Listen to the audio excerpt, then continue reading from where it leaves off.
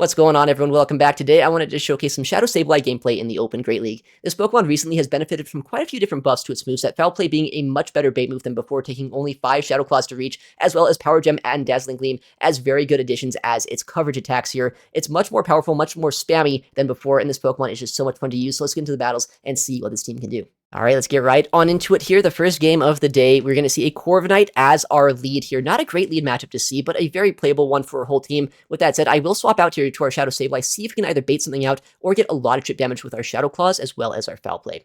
Foul Play is going to be thrown. Corviknight is pretty bulky though. I'd be kind of surprised to see a shield. They do let it go, and likely they're going to go for either an Iron Head bait against us or a Sky Attack to try to knock us out. I hate to say it, but Sand Attack from this Corviknight has actually added up against us. I'm not the biggest Corviknight believer, but it is doing a decent amount of damage here to our Sableye. We do shield up that Iron Head bait. In comes a Foul Play. They have to shield this up now if they do want to survive, but we'll see what ends up happening. They do shield Corviknight here, and now since they've shielded, I'm fine going down a second shield with their Shadow Sableye, trying to farm this all the way down and using this energy potentially later on in the backline. Our opponent, though, does opt to swap out here to their Dragalge. Now, while I have Ice Beam on this team graphic for the first game of the day, I forgot to use the right Lapras here, so we are on Sparkling Aria as well as Skull Bash. I don't think that really matters here in this matchup, though. I think I will be able to go for a straight Sparkling Aria into Sableye farm down, or go for back-to-back Sparkling Arias, depending on if they shield or not here, and comes a charge with it is going to do a decent chunk of damage. Our opponent does let it go, and Psywave now just enough damage to farm them all the way down to have a move ready for the backline, potentially to win in the endgame. With that said, Corviknight is still around, right? So I have to throw this move against them so I don't get Sand Attack down. Our opponent will let that go. What is their final Pokemon? It is a Unova Stunfisk. This Pokemon is a very bulky Pokemon, right? But I have energy on our Sableye. I have a Dragon-type Pokemon as well, which can resist all of the Electric-type damage they're going to throw. So this endgame matchup is going to be close, but I think we're going to be able to win it. We get a shield here from Foul Play, probably a good play by them. I think Foul Play probably would do just about as much, if not a bit more damage than a Crunch from our Guzzlord, so a good shield by them. Shadow Claws did do a decent chunk of their HP, but they also overfarmed, which means at this point they might reach 3 of these charges here before we're able to knock them out. I think, though, that we should be fine. I think we can go for back-to-back Dragon Claws, and we should be able to win this game. Crunch might be enough after the Dragon Tail damage, but I don't want to risk it. I know I can get to these back-to-back charges here right before the next Mud Bomb will be reached. They're at the second one. They're 1 away from the third, so I need to go back-to-back right now. I don't want to overfarm at all. If I do one more Dragon Tail, we lose this game, so instead go for this Dragon Claw. We have the second one ready to go. First one not quite enough to knock out. The second one will be Guzzlord able to close out this endgame here and take the win in this first match of the day. Dragon Claw, not the strongest move here, but just enough damage to knock out the Unova Stunfisk. All right, next matchup, we're going to see a Lapras in the lead up against a Talonflame. So a pretty good lead matchup, right? This Pokemon obviously is weak to water-type damage. In the backline, I'm going to see a Sableye as a Safe Swap. I can't see quite yet. Is that a Shadow or a non-Shadow? Guzzlord is blocking the screen so much right now. I think with the amount of damage we've done, it likely is a Shadow Sableye. We'll see here in just a second. Yeah, Shadow Sableye, Power Gem is going to be thrown. So a very interesting moveset here to be shown by this Pokemon. Dragon Claw is going to try its very best here to chip them down, maybe knock them out if they do opt to let it go. Our opponent does no-shield this attack up, and right now Guzzlord is going to try its best once again to knock out this Talonflame or do as much fast and charging pressure as we can. Crunch being thrown. Do they shield? Do they let this go? I want to see a shield right now, but they do let it go, which is a little bit tricky because I know I've seen teams like this in the past. I know if it's going to be a Morpeko in the backline, this could be very tricky to try to win. We go for the catch here on the fly. I need to keep our Guzzlord around just in case it is that Morpeko. And speak of the little devil itself, there it is in the backline. Sparkling Aria likely will draw a shield here. It won't one-shot them, right? But they don't want to just be completely low on both their Talon and this Morpeko when they know I have a Guzzlord. They're actually triple weak to Guzzlord in this game, but because I am so weak to this Morpeko, I don't know if I can win this one. I think our win con right now is coming back in with our Guzzlord, trying our best to overfarm energy. Maybe I can get to a couple Dragon Tails against this, maybe a Dragon Claw or two. Let's see what's going to happen. No, I'm not going to be able to outpace this Pokemon, unfortunately. I think our only win con right now is maybe catching a move on our Shadow Sableye. Or Wheel does get a shield from us here. It's kind of sad to say, but we would have gone and gotten knocked out by a resisted attack there. Even if it wasn't boosted, it would have come very close, but after the boost, it would have definitely knocked us out. And now in comes a Dragon Claw. It gets a shield from them, but I'm not able to get the catch off here. Our opponent does overfarm and unfortunately gets swept by a Morpeko there in the backline.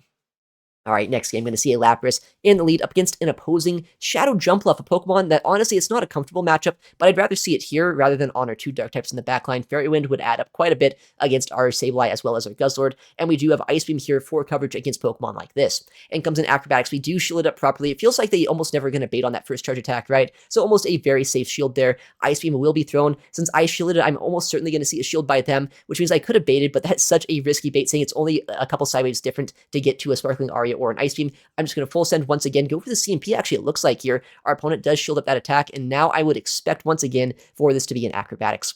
Luckily, no energy ball here on this jump up. If they did have that, the Shadow Acrobatics, or the Shadow Energy Ball rather, would do quite a bit of damage. I mean, Shadow Acrobatics is still going to basically one-shot us here, but I think we can survive this and get to another Ice Beam here if they do let us, if they stay in. Our opponent does try to catch a move here on their Lapras, but luckily I see it coming a mile away. I come in with our Shadow Sableye, go for an Overfarm here in just a second, and maybe I can land this Power Gem and potentially one-shot them in this matchup.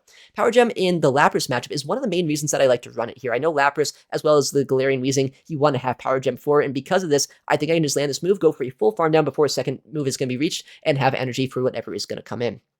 Our opponent taking a second to think, who do they want to bring in? They bring in their final Pokemon, actually, the Shadow Kanto Marowak, a Pokemon that, while we don't have a hard answer for, we also don't really have any Pokemon that are really weak to this Pokemon, so I can go for that Foul Play, get a lot of Shadow Claw damage as well into this Pokemon, and now Guzzlord, as long as I can drain all the energy here, should be able to go for these Dragon Tails and neutralize this Pokemon. I still basically have an Ice Beam ready on my Lapras, so if they were to swap, I'll swap in return here, go for this Ice Beam, one-shot the remainder of the HP on this Pokemon, and either Psywave down the rest of that Marowak, or go for the Dragon Tail down, depending on if they knock us out. Psywave is just enough damage there to close out the game. GG to our opponent.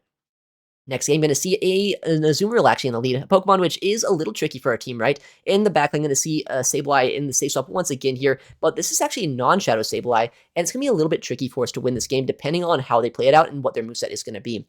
I don't really want to go down shields in this matchup, because it's not like Lapras is all that good of a counter here to that Azumarill, and I am hoping they're not on Dazzling Gleam. We call the bait. Our opponent, though, goes one-shots their Guzzlord. That right there is one of the main reasons why having Dazzling Gleam could be a very good play. They have flip switch advantage against our Dark and Dragon type Pokemon. Since they do have access to Dazzling Gleam, I'm now going to have to shield up again. They're already at another move here, and since I am now down switch and down shield advantage, I don't know if I can win this game. I do have energy on our Sableye. I have no idea what that final Pokemon is going to be. Maybe I can catch a move at some point. Maybe I can just kind of dance around with our Sableye, but we'll have to see what our opponent is going to do. In comes the Power Gem. It's going to do a decent chunk of damage here, but not quite two-shot them, but after the Shadow Claws, it will be enough. Our opponent does end up not falling for the catch, and a Morpeko in the backline. Not what we want to see here. Our team is just so weak to it once our Guzzlord goes down.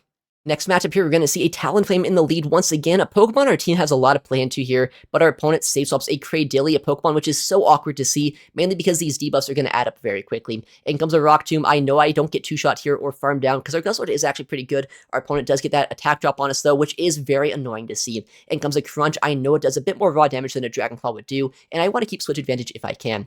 I know I've seen teams in the past that have had two Rock-type Pokemon in the backline, one being this Cradily and the other being a Carbink. If that is this team, I have to be very careful with how I play out this game. If I give that Talon too much of an energy lead against us, then I think I might lose this matchup just by getting flown and Brave Birded on our Lapras. I need to keep our Lapras alive. Maybe I want to even pivot out here and make sure that I can keep our Lapras in an energy advantage scenario up against this Talon.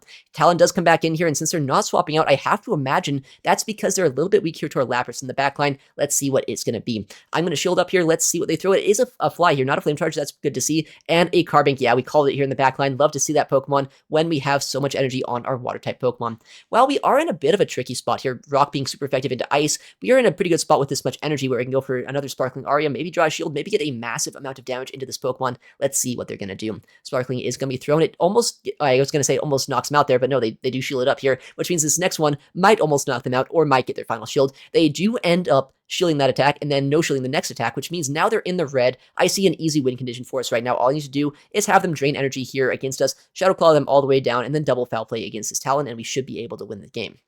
While we're not able to Shadow Claw down before they can swap out, we can still outpace this Talon pretty easily here to moves, and I can guarantee the win as long as they can't go for Incinerates as well as Rock Throws to farm us down before I'm able to reach the foul plays here that are going to be necessary to knock out both this Talonflame as well as that Carbink.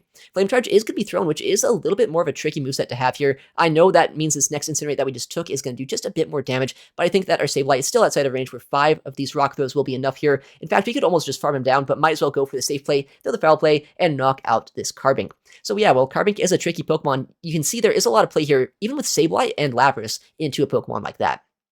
All right, next game, we're going to see a Lapras in the lead up against a Dugong, so a very neutral matchup here. Although because I don't have Skull Bash, it's a little bit worse for us, but because they don't know that, they swap out to their Claydol, and our Sableye is ready to answer this and try its best to go for the foul plays here to knock them out. Maybe get shields, maybe just keep switch advantage if we can. In comes the first foul play. Our opponent is going to, I guess, shield that attack up here, which means likely a Rock Tomb coming through. We know Claydol is such a tricky Pokemon when it comes to these debuffs. On the safe swap, there's really nothing that hard answers it that doesn't have to start investing shields themselves, because these debuffs and these mud slaps are just so oppressive. With that said, once again, going to be able to throw a foul play here. Our opponent will shield it up, and because of that, I think I can double shield their Sableye and guarantee switch advantage in this game.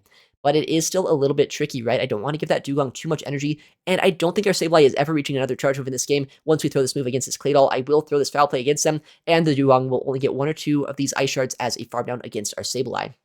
We are debuffed, so our Shadow Claw's not doing too much damage here, but they only get those 2 fast attacks, and now we'll have to see what's in the back if we want any chance to win the game. Hopefully it's something Gutsword can beat, and honestly, it's a little bit of a tricky matchup, right? I know that Charge Bug is a very interesting Pokemon in this current meta. I don't have a Mud Slapper to answer them, but I do have my Guzzlord here that does have Crunch as well. I can go for as much chip damage as I can against them before they reach these 2 X-Scissors. They are back-to-back right now, and because of that, I think I have to let our Guzzlord go. I don't have any shields left over, so it's not even something I have a choice in the matter of, so I can just no shield and try our best with Lapras to close out this endgame. X-Scissor does knock us out. I have our Lapras here, and I'm going to opt to instantly throw the Sparkling Aria. I don't want to take any extra Volt Switch damage that I can, because if I take a couple more of these fast moves, either they do reach another charge move, or maybe I'm in range where an Icy Wind could potentially knock us out after 2 more drill runs, and I don't want to be in a range where they can debuff our Lapras here, and then start spamming out these moves and just barely not get knocked out, because I know I don't have these charge moves against them. I only have Sparkling Aria and no Skull Bash here. It would be a very awkward matchup. What I'm trying to say is I'm just trying to make sure they can't go for Icy Wind against us by keeping a healthy Lapras on the field.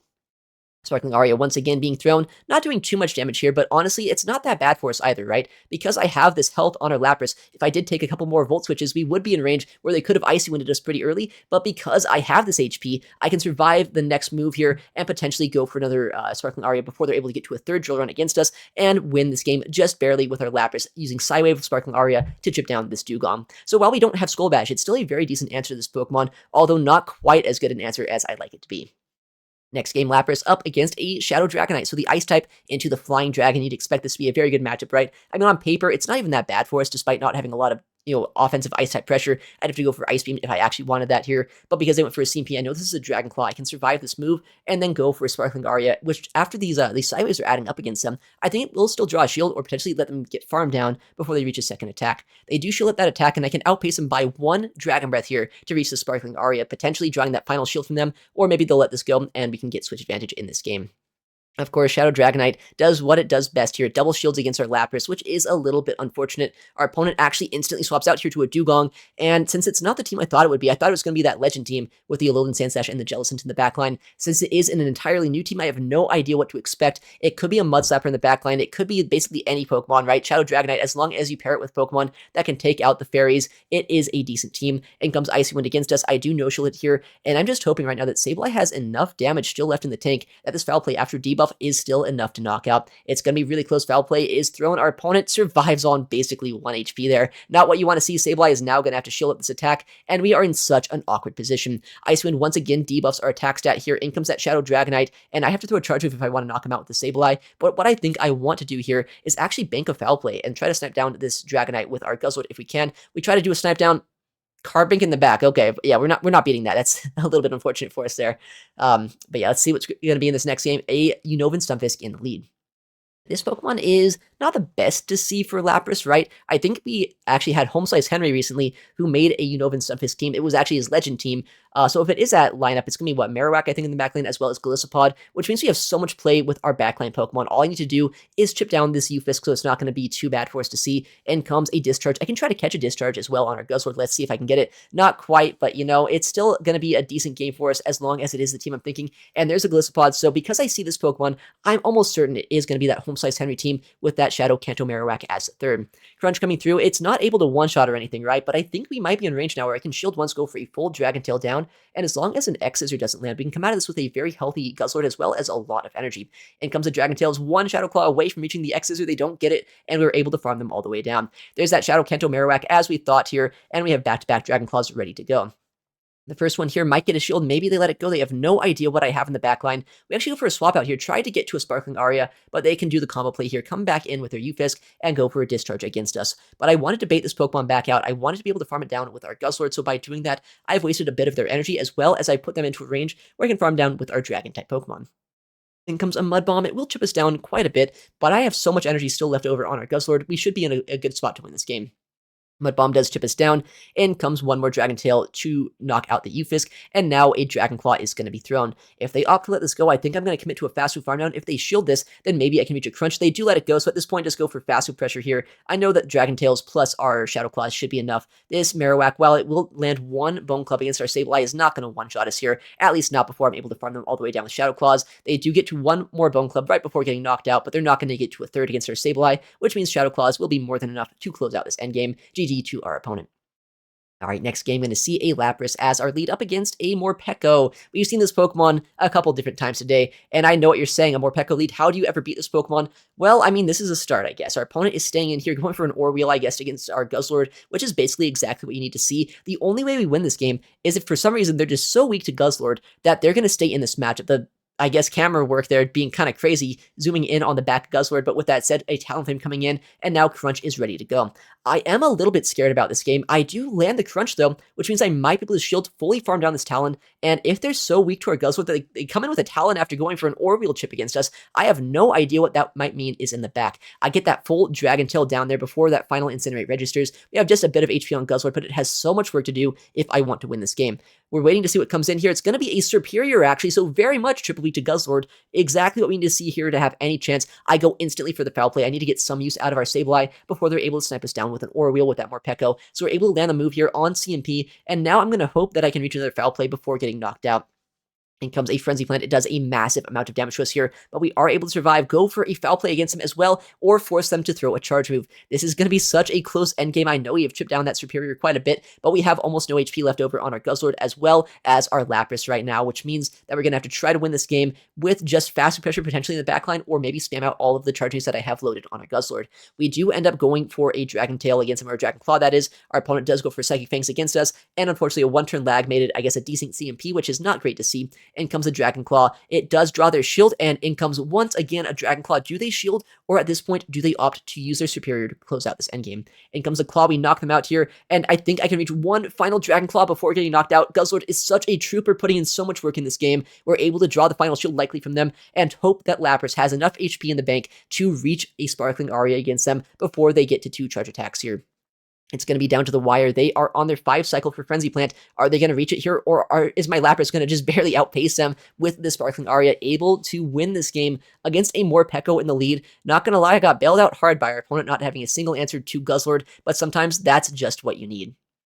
Next matchup here, a Wigglytuff in the lead, a very good lead matchup for us. Not because Lapras is necessarily that good into Wiggly. It's not bad, right? But if you take a look at our backline, what the heck would we do against a Wiggles in the back, right? I have a Guzzlord that probably takes like 4 charms at most to get knocked out, and our Shadow Sableye, it's not even close to a good matchup, right? Shadow Claw being resisted by this Pokemon. Power Gem, I guess, is neutral, but no matter what, that would be a very quick matchup. So I want to get rid of this Wiggles as soon as we can here. So we have to getting shielded, so luckily no Icy Wind bait. And because Lapras is just such a spammy Pokemon here with these Sparkling Arias and so bulky, it's honestly a very good matchup for us. Sparkling Aria is thrown. Our opponent does end up letting that through. I have another one ready to go. Do they shield, or will they let this go? In comes the Sparkling Aria. It does end up landing against Wigglytuff, which is fantastic. We have taken out the Charmer. That is step number 1 in winning this game.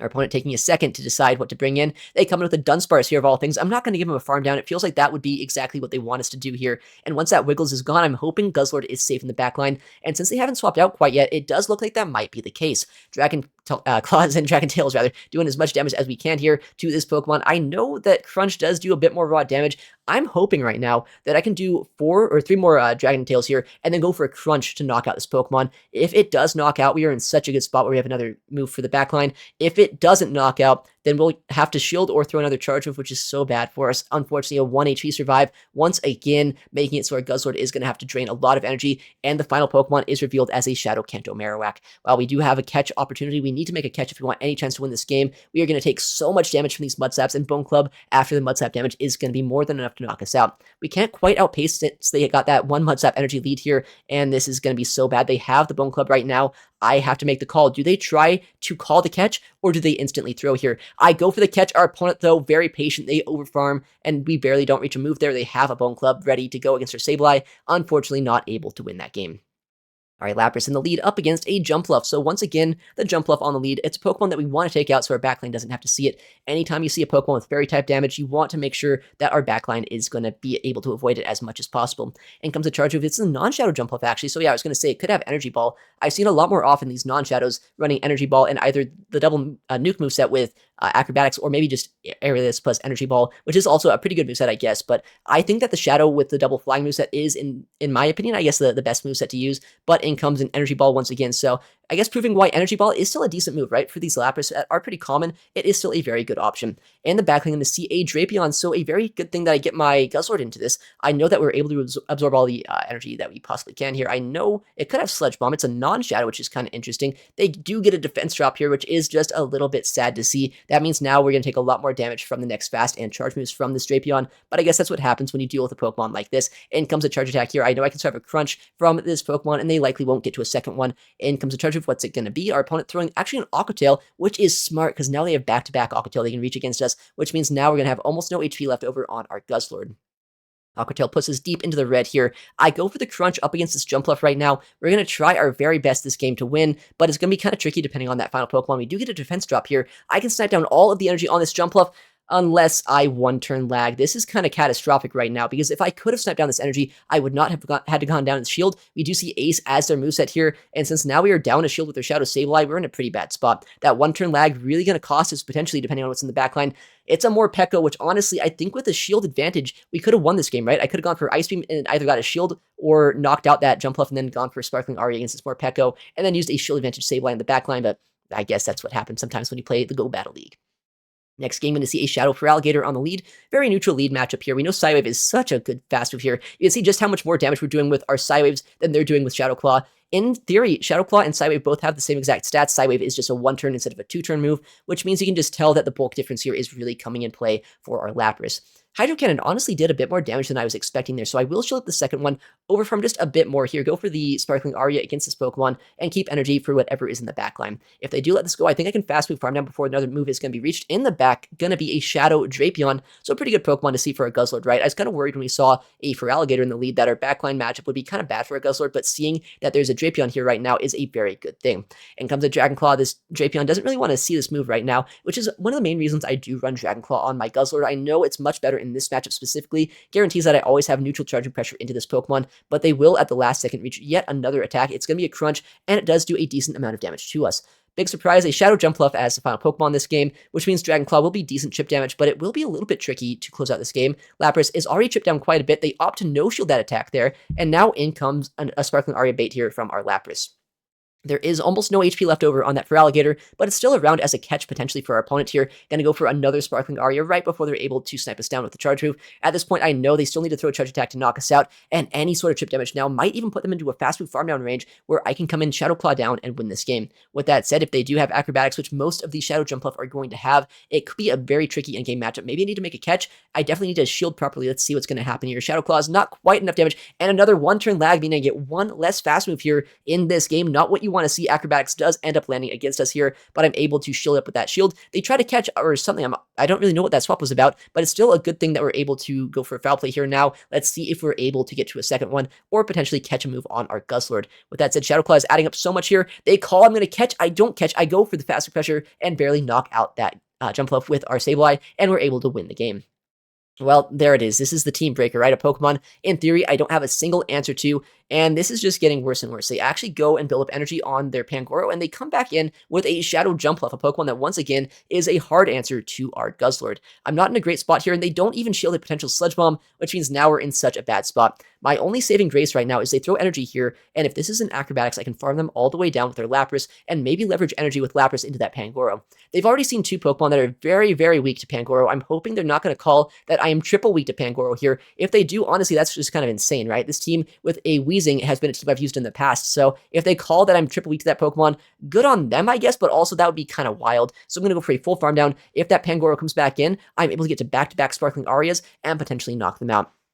Our opponent, though, Of course, they make the call that I'm triple weak to Pangoro. They don't expect a Jumpluff. They don't expect a Weezing. They were thinking, yeah, we've already seen a Guzzler. We've already seen a Lapras here. Definitely, there's going to be another Pokemon that we have play into with this Pangoro. I guess they weren't wrong, but that is such a hard call to make. If they wouldn't have made that call, I think we win this game. But now it's going to be such an uphill battle. I have a lot of energy left over on our Lapras, and these Karate Chops, these Night Slashes are adding up so much right now, and I don't know if we can win this game. Night Slash will get a shield from us. I don't even get to the Power Gem here before another Night Slash will be thrown. I just hope our opponent makes a bit of a mistake and they shield up this attack, but our opponent, knowing their counts very well, ends up shielding and CMP tying on our combo play. This is the end of the world, honestly, at this point. There's no way we can win this game. Night Slash will knock us out, and that Pangoro just a little bit too much for us to overcome there in the backline.